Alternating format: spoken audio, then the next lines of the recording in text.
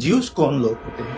इनको यहूदी या बनी इसराइल भी कहा जाता था। इनका लाइनेज जैसा शुरू होता है कि इब्राहिम अलैहिस्सलाम के बेटे हैं इसहाक अलैहिस्सलाम, उनके बेटे हैं याकूब अलैहिस्सलाम जिनको इसराइल भी कहते हैं।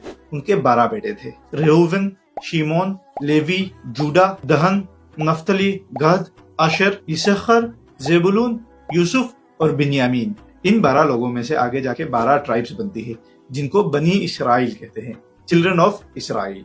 इनमें जो जूडा है, जिनका अरबी और हिब्रू प्रोनाउंसिएशन यहूदा है, सिर्फ उन्हीं की किंगडम सरवाइव करती है।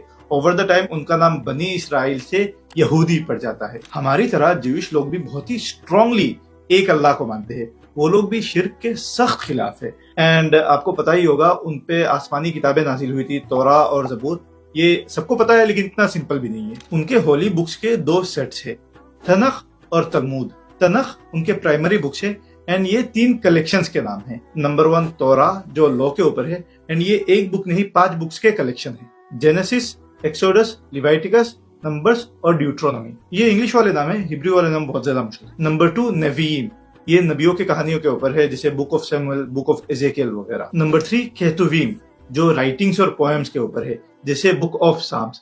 ये जो साम्स है इसी को जबूर कहते हैं। तो 3 कलेक्शंस हुए, Torah, Nevi'im, Ketuvim. Tanakh collection. And second set of book है तलमूद। बेसिकली उसमें ओरल ट्रेडिशंस एंड रब्बाई लोगों के कमेंट्री को लिखा गया।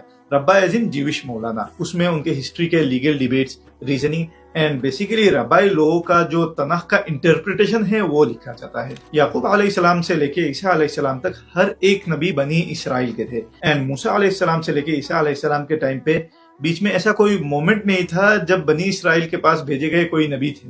बाय द वे ये तनख को ओल्ड टेस्टामेंट कहते हैं एंड बाइबल को न्यू टेस्टामेंट।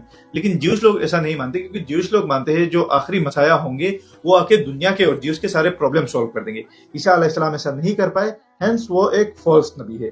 तो क्योंकि वो लोग ईसा अलैहिस्सलाम को नहीं मानते, वो ईसा अलैहिस्सलाम के पास भेजे गए बुक को भी नहीं मानते।